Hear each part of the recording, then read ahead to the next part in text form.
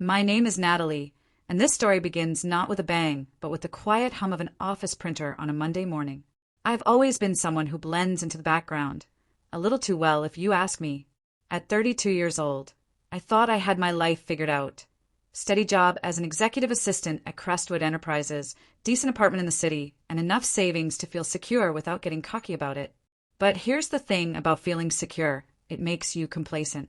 And when you're complacent, that's exactly when life decides to throw its worst curveballs your way. I started working for Crestwood 5 years ago, right after a messy breakup left me desperate for stability. The company was everything people said it would be: modern offices with floor-to-ceiling windows, free coffee machines stocked with gourmet beans, and employees who wore their corporate badges like they were medals of honor. It wasn't perfect, no workplace ever is, but it gave me purpose. My boss, Mr. Richard Langley, was the CEO, and he ran Crestwood with a mix of charm and grit that made him both admired and feared. He was demanding, sure, but fair. Or so I believed. Then there was his son, Ethan Langley. If Richard was the polished, marble statue of leadership, Ethan was the graffiti scrawled across it. Entitled, arrogant, and perpetually bored. He'd recently joined the company as some kind of executive trainee, though no one could figure out what exactly he did. Rumors swirled around him like wildfire. He partied too hard, dated interns, and treated everyone below him like disposable furniture. I tried to avoid him as much as possible, which wasn't difficult since our paths rarely crossed. That changed one fateful afternoon, and let me tell you, it didn't change for the better. The day everything unraveled started innocently enough. I arrived at work early, just like I always did, clutching my usual extra-large latte from the cafe down the street. The office smelled faintly of fresh paper and burnt coffee grounds, a comforting scent I associated with productivity. As I settled into my desk, I noticed something unusual. Ethan lounging near the water cooler, scrolling through his phone with a smirk that seemed permanently etched onto his face. Normally, he stuck to the executive floor, where his father reigned supreme. Seeing him slumming it among us mere mortals felt off. "Morning, Natalie," he said casually, as if we were old friends catching up over brunch. His tone dripped with false familiarity, making my skin crawl. "Good morning, Mr. Langley," I replied stiffly, keeping my eyes glued to my computer screen. Ignoring him wasn't an option. Ignoring Ethan Langley was like pretending a tornado wasn't tearing through your backyard. You could try, but eventually it would catch up to you. He sauntered closer, leaning against the edge of my desk with the kind of nonchalance only someone born into privilege could pull off. "You know, you're awfully quiet for someone who works directly under my dad." "I prefer to focus on my work," I muttered, trying to keep my voice neutral. This wasn't the first time Ethan had singled me out for one of his weird power plays, and I doubted it would be the last. Still, something about his presence today felt different, more calculated, less random. "Well, maybe you should focus less and socialize more," he quipped, flashing a grin that didn't reach his cold blue eyes.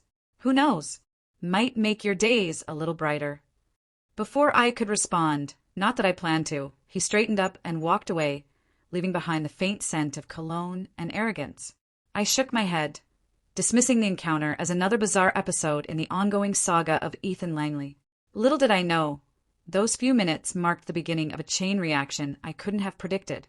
As the morning dragged on, I buried myself in tasks, determined to push Ethan's unsettling visit out of my mind.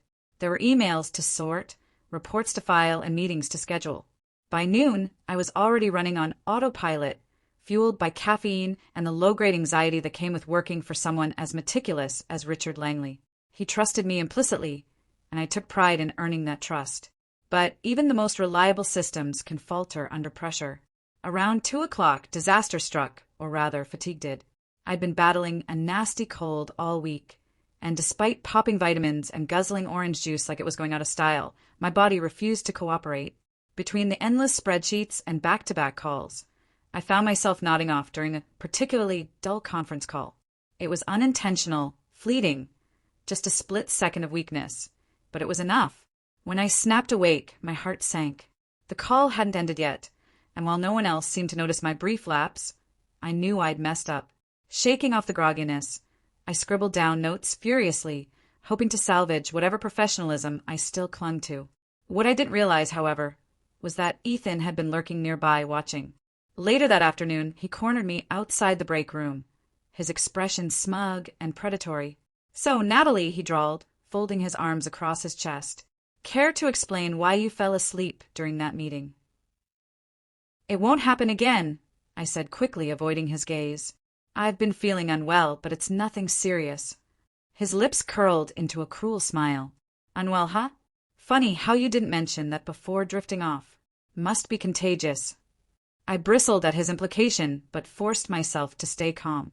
"If you have any concerns, feel free to discuss them with Mr. Langley." "Oh, don't worry," he replied smoothly. "I will." And just like that, the ground beneath me shifted. Ethan's words hung in the air like a storm cloud, heavy and ominous. I told myself not to panic, that Richard would never let his son dictate personnel decisions. But doubt crept in anyway. For the first time in years, I questioned whether I truly belonged at Crestwood. Was I really as indispensable as I'd convinced myself I was? The next few days passed in a blur of paranoia and dread. Every time Ethan walked past my desk, I expected him to drop the hammer, to inform me that my services were no longer required. To my surprise, nothing happened. No pink slip, no awkward conversation with HR. Life went on as usual, or so it seemed. But appearances, as I would soon learn, can be deceiving. 2 weeks later, I received an email summoning me to a private meeting with Richard. My stomach churned as I made my way to his office, rehearsing explanations and apologies in my head. When I entered, Ethan was already there, sitting comfortably in one of the leather chairs opposite Richard's desk. His smirk sent a chill down my spine. "Natalie," Richard began, his tone clipped and professional, "Ethan has brought something to my attention regarding your performance. Care to elaborate?" I opened my mouth to defend myself, but Ethan beat me to it. "She fell asleep during a critical meeting," he announced, his voice dripping with false concern. Not exactly the behavior we expect from someone in her position. Richard's sharp gaze locked onto mine, searching for answers. "Is this true?" "Yes," I admitted reluctantly, but it was a one-time incident caused by illness. "I assure you it won't happen again." For a moment, silence filled the room. Then Richard sighed, rubbing his temples as if warding off a headache. "Natalie, I value your contributions, but we can't afford mistakes like this. Effective immediately, you're suspended for 2 weeks without pay. Use this time to reflect on your priorities." Shock rooted me to the spot. Suspended? Over a single lapse in judgment? Before I could protest, Ethan chimed in again. "Dad, maybe she needs more than reflection. Maybe she needs a reminder of what's at stake." Richard hesitated, then nodded grimly. "Fine. Consider this a warning. Another slip-up, and we'll have no choice but to terminate your employment." With those words, I was dismissed, escorted out of the office like a criminal caught red-handed. Humiliation burned hot in my cheeks as colleagues whispered behind closed doors, speculating about what I'd done to deserve such treatment.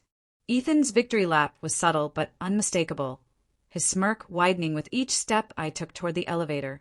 That night, alone in my apartment, anger bubbled to the surface.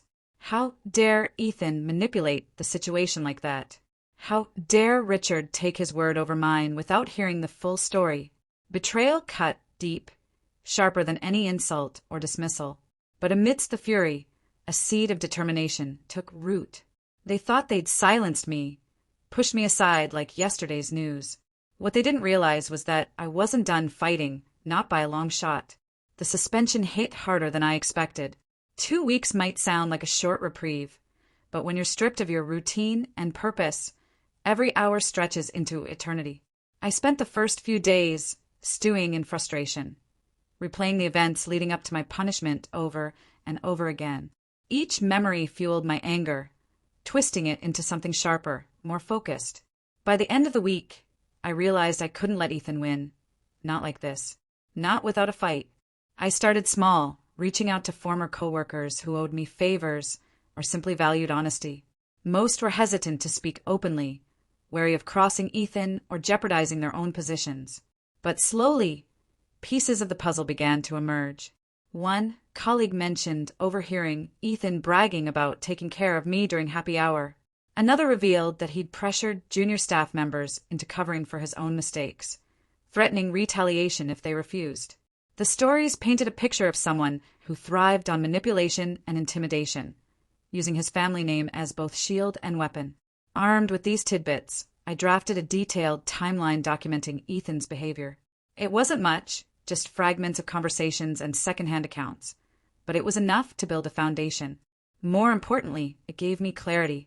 For the first time since the suspension, I felt like I was regaining control, reclaiming the narrative that Ethan had tried to twist against me. Meanwhile, I reached out to Richard. Well, not directly. Contacting him outright would have been futile given his blind trust in his son. Instead, I sent an anonymous letter, carefully worded and devoid of emotion. In it, I outlined key incidents involving Ethan, including his role in my suspension. I didn't accuse him outright. Instead, I posed questions designed to plant seeds of doubt. Had he considered alternative perspectives? Did he truly believe suspending me served the company's best interests? The letter ended with a simple plea: reconsider before irreversible damage was done. Sending the letter felt like tossing a pebble into a vast ocean. Would it sink without a trace, or would it ripple outward, disrupting the calm surface? I didn't know. All I could do was wait and hope. By the second week of my suspension, restlessness gnawed at me. Sitting idly by while Ethan strutted around Crestwood unchecked felt unbearable. I needed action, movement, something tangible to channel my growing rage. So I turned to research, diving deep into corporate policies and legal precedents related to workplace retaliation. Late nights became a blur of Google searches, bookmarked articles, and hastily scribbled notes. While I wasn't naive enough to think I could take Crestwood to court, understanding my rights gave me a sense of empowerment. Knowledge, after all, is power. One evening, as I scrolled through forums discussing whistleblower protections, I stumbled upon a thread that stopped me cold. A user described a similar experience: targeted mistreatment orchestrated by a higher-up with connections. Their advice? Document everything. Emails, texts, even casual remarks made in passing. All of it mattered. Inspired, I dug out old messages from work chats, screenshots of interactions with Ethan, and notes jotted down during tense moments. Together, they formed a patchwork of evidence, fragile yet undeniable. But documentation alone wouldn't be enough. I needed allies, people willing to stand with me, even if quietly. Reaching out to former colleagues proved trickier than anticipated. Fear of backlash kept many silent, their loyalty torn between self-preservation and justice. Yet a handful responded, offering cautious support.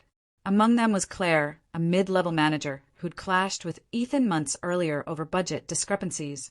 She agreed to meet me discreetly at a cafe near her apartment, where we hashed out strategies over lukewarm coffee. "He thinks he's untouchable," Claire muttered, stirring sugar into her cup. "But he's sloppy. If anyone can expose him, it's you." Her words bolstered my resolve, injecting a spark of confidence I hadn't felt in weeks. Together, we brainstormed ways to gather more concrete proof. Everything from monitoring internal communications to discreetly recording conversations. It was risky business, fraught with potential consequences, but desperation drove us forward. We weren't just fighting for ourselves anymore. We were fighting for everyone Ethan had stepped on to climb the corporate ladder. As the final days of my suspension ticked away, anticipation crackled in the air. Returning to Crestwood loomed large, a daunting prospect wrapped in uncertainty. Would things go back to normal? Could I face Ethan without losing my composure? And most importantly, would Richard see through his son's facade? Questions swirled endlessly, each one amplifying the tension coiled tight within me. On the morning of my return, I dressed deliberately. Sharp blazer, tailored pants, minimal makeup. Professionalism was armor, and I intended to wear it proudly. Walking into the office felt surreal, like stepping onto a stage where the spotlight burned brighter than ever. Whispers trailed behind me, hushed murmurs that faded as I approached my desk.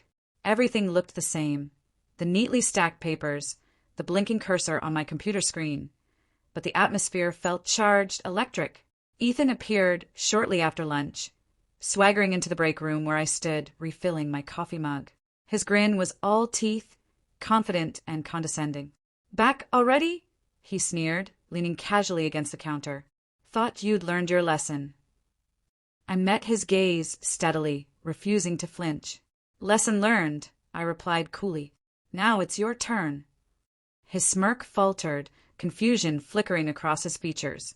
Before he could respond, I turned and walked away, leaving him standing there, momentarily off balance. It was a small victory, insignificant in the grand scheme of things, but it ignited a flame within me, a reminder that I still held some power, however slight. Later that day, Richard called me into his office unexpectedly. My pulse quickened as I entered, bracing for another confrontation. But instead of hostility, I found curiosity etched onto his face. He gestured for me to sit, his expression unreadable. "Natalie," he began, his voice measured, "I've received some interesting information lately. Information that conflicts with what Ethan initially reported." My breath hitched, heart pounding wildly. Had the letter worked? Had Claire's intel reached him somehow? I masked my surprise, nodding slightly. "Sir." He leaned forward, fingers steepled beneath his chin. "Tell me, honestly, what really happened that day? And why does it seem like Ethan has been actively undermining you?" For a moment, silence stretched between us, thick and heavy. Then, drawing strength from the countless hours spent preparing, I spoke. Calmly, deliberately, I recounted everything. The dozing incident, yes, but also the pattern of behavior that followed. I presented the evidence Claire and I had gathered, piece by painstaking piece, watching as realization dawned in Richard's eyes. By the time I finished, his jaw was clenched, anger simmering beneath his composed exterior.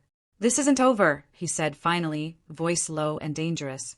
"But know this, I won't tolerate deception, no matter who it comes from." Relief washed over me, tempered by caution.